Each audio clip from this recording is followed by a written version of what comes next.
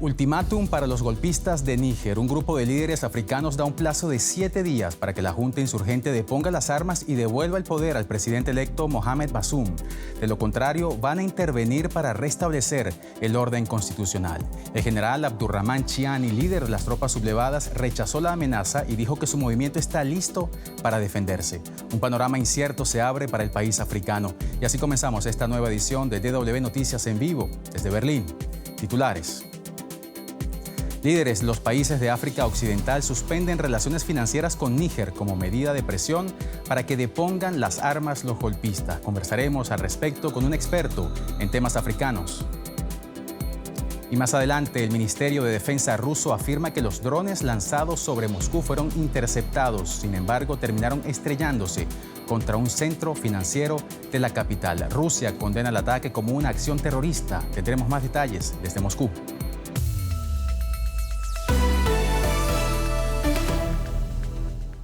Soy Johan Ramírez, bienvenidos al programa. La tensión en Níger sigue en aumento tras el golpe de Estado que esta semana depuso al presidente electo Mohamed Bazoum.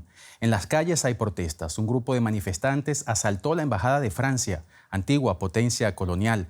París se pronunció asegurando que responderá de inmediato y con decisión si ciudadanos o empresas francesas son atacadas en ese país. La presión internacional crece sobre la junta golpista. Miles de personas se agolpan en las calles de la capital de Níger, Niamey. Muchos apoyan el golpe militar que derrocó al presidente electo democráticamente. Algunos protestaron frente a la embajada de Francia, antigua potencia colonial. La gente está sufriendo. Los nigerinos no deberían vivir así. La gente está saliendo para apoyar a los golpistas porque vinieron para traer equilibrio al país.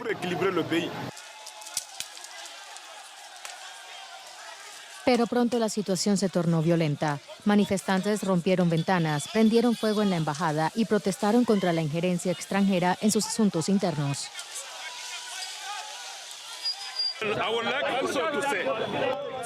Me gustaría decirle a la Unión Europea, a la Unión Africana y a CEDEAO que por favor no se metan en nuestros asuntos. El general del ejército y ex jefe de la Guardia Presidencial, Abdurrahman Chiani, destituyó al presidente Mohamed Bazoum y se autoproclamó nuevo jefe de Estado. El golpe fue condenado por la comunidad internacional. Los líderes de África Occidental tuvieron una reunión de emergencia. La CEDEAO acordó suspender los lazos con Níger y amenazó con acciones militares. En caso de que las demandas de las autoridades no se cumplan en el plazo de una semana, tomaremos todas las medidas necesarias para restaurar el orden constitucional en la República de Níger. Estas podrían incluir el uso de la fuerza.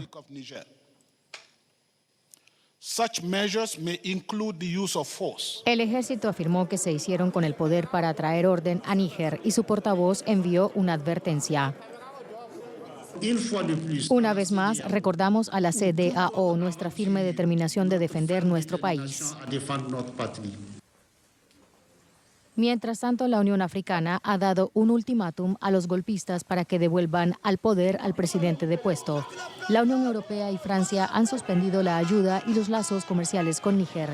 Este es el 7º golpe de Estado en la región del Sahel desde 2020. Buscar una salida a la inestabilidad política es cada vez más apremiante. Y para entender mejor este tema recibimos en el programa a David Soler Crespo, periodista especializado en África subsahariana y fundador del portal Africa Mundi, quien nos acompaña desde la ciudad de Valencia, en España. Señor Crespo, bienvenido al programa. El líder de la rebelión, el general Abdurrahman Chiani, rechazó de inmediato el ultimátum de ECOWAS. ¿Cuál es el panorama que se abre entonces en Níger?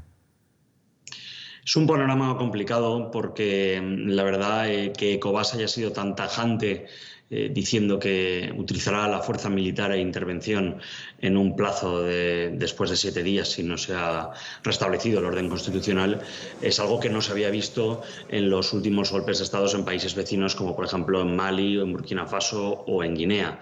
Sí que se había visto, ¿no?, otras medidas que han tomado, como por ejemplo imponer sanciones, cortar todos los flujos financieros a los cabecillas, ¿no?, de los golpes de Estado, pero este nuevo movimiento no, y hace pensar en qué podría pasar. A día de hoy creo que es bastante inverosímil, es difícil de pensar que haya una intervención, pero supongo que es una manera de presionar, ¿no?, a Chiani y a la nueva Junta, porque también ha sido un golpe un poco distinto al que ha habido en otros países y se ha visto que no hay un líder claro y no hay una fuerza muy unida. Durante horas se veía que la Guardia Presidencial hacía el golpe de Estado, pero el ejército no lo apoyaba, y ahora a lo mejor intentan desmembrar, ¿no?, esa fuerza militar del golpe antes incluso de que tome el poder de manera efectiva.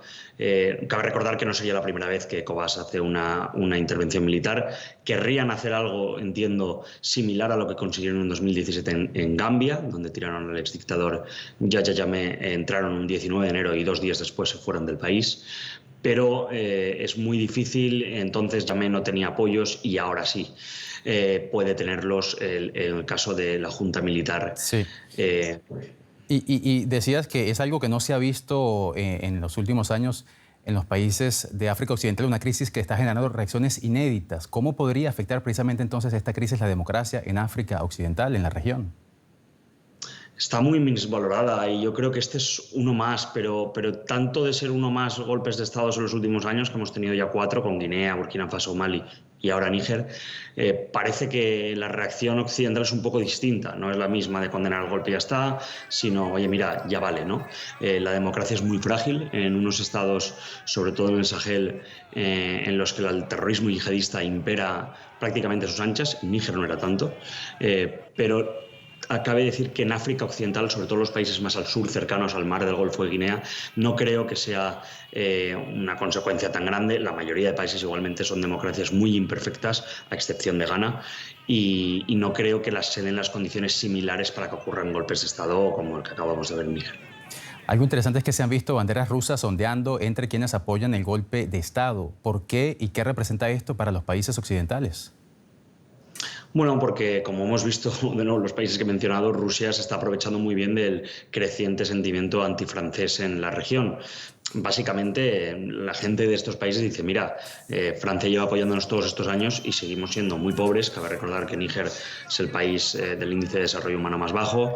Tenemos tropas francesas, pero los yihadistas no paran de crecer. Necesitamos a alguien, ¿no? Y ante una fragilidad también de un ejército que no es que sea súper potente y no está pudiendo con una insurgencia yihadista, se abrazan a otro socio. En este sentido, Rusia, como antagonista, ¿no?, de los valores europeos y occidentales, aparece como una oferta de salvación. El líder del grupo Wagner, Prigozhin, ya ha ofrecido sus servicios y se ha alegrado del golpe diciendo que esto es ir contra el colonialismo francés. Pero bueno, veamos, ¿no? Al principio, si bien decíamos que no parecía que fuera tan orquestado por Rusia, ahora sí que vemos imágenes, ¿no?, con esas banderas rusas y ataques sobre todo a la embajada francesa en Níger, que hacen preocupar que caiga otra vez otro país en manos rusas. Preocupación en la comunidad internacional a raíz del golpe en Níger. Nos lo contaba David Soler Crespo, fundador del portal África Mundo. Gracias por este análisis. Muchas gracias. Y otro de nuestros temas de titulares, Moscú vuelve a ser atacado por drones ucranianos. En la madrugada de este domingo, 2 aeronaves no tripuladas impactaron un edificio comercial de la capital rusa. De acuerdo con el Kremlin, no hubo víctimas, pero el incidente obligó a las autoridades a cerrar brevemente uno de los aeropuertos internacionales de la ciudad. En tanto, en la península de Crimea, Ucrania lanzó otros 25 drones. Todos habrían sido derribados por las defensas antiaéreas. Kiev advierte que habrá más ataques en los próximos días. El ataque con dron en el centro de Moscú, grabado con un celular.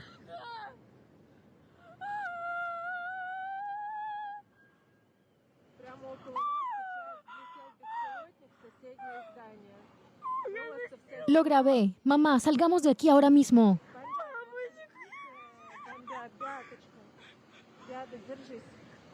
Nos vamos mañana, no nos vamos a quedar aquí. Las autoridades rusas dicen que este edificio de oficinas de Moscú resultó dañado por el impacto de 2 drones teledirigidos. Mis amigos y yo alquilamos un apartamento para venir aquí y desconectar. Oímos una explosión y fue como una ola. Todo el mundo saltó. Luego había mucho humo y no se veía nada. Desde arriba vimos fuego. Otro dron fue derribado en las afueras de la ciudad lo que obligó a cerrar uno de los aeropuertos internacionales de Moscú.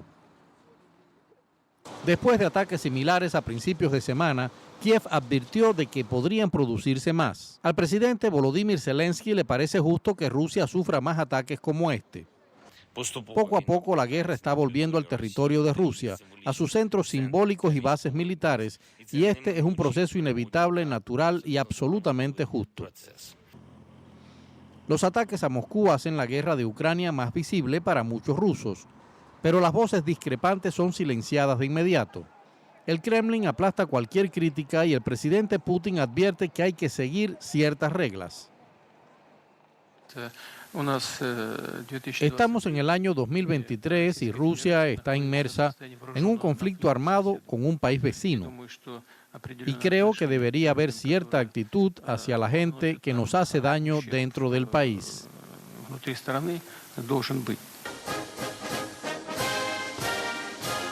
El ataque a Moscú llega justo antes de las celebraciones del Día de la Armada, que no se han visto alteradas por los ataques en suelo ruso. Y lo escuchábamos en el informe, el presidente Volodymyr Zelensky asegura que la guerra retorna al territorio ruso. Pero, ¿qué significa esto para el Kremlin? Nos lo cuenta el periodista Ricardo Marquina, desde Moscú. El ataque con drones hoy sobre Moscú vuelve a demostrar que Ucrania todavía conserva la capacidad de amenazar la seguridad de los moscovitas. Un ataque que bien podría haber sido lanzado desde Ucrania, esto es, los drones habrían volado cientos de kilómetros antes de impactar en pleno centro de Moscú, o bien habrían sido lanzados y operados desde territorio ruso. Ambas opciones son fatales noticias para la seguridad del Estado ruso, porque o bien está fallando el sistema antiaéreo ruso o está fallando la contrainteligencia. Y mientras esto sucedía aquí en Moscú, en la otra capital rusa, la capital del norte, San Petersburgo, Vladimir Putin presidía el desfile del Día de la Marina, con un gran desfile naval sobre las aguas del río Neva. En este desfile han participado también como espectadores varios de los líderes africanos que esta pasada semana visitaron San Petersburgo en el foro Rusia-África. Y este domingo el Papa Francisco instó a Rusia a que renueve el acuerdo para la exportación del grano ucraniano por el Mar Negro.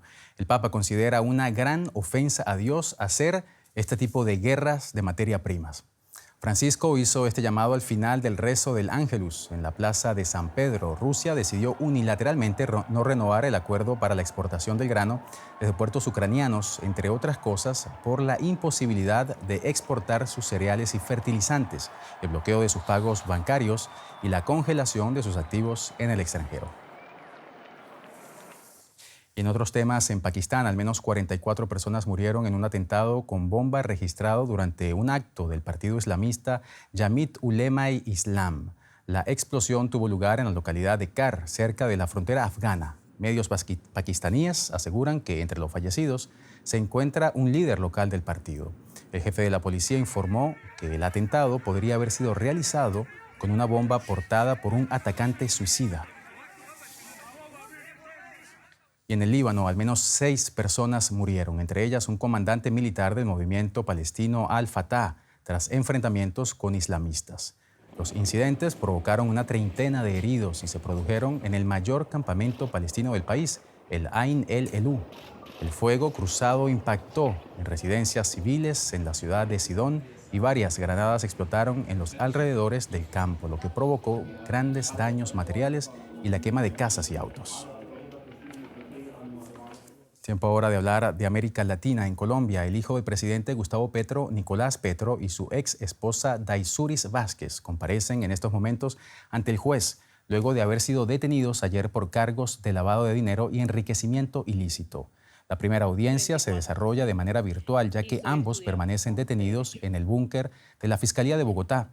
La investigación contra Petro se remonta a comienzos de año, cuando su ex esposa lo acusó de recibir una alta suma de dinero de un narcotraficante. Los fondos supuestamente iban a ser destinados a la campaña presidencial de su padre, pero Nicolás Petro los habría usado para adquirir un inmueble. Desde que estalló el escándalo, el mandatario ha negado haber recibido financiamiento proveniente del narcotráfico.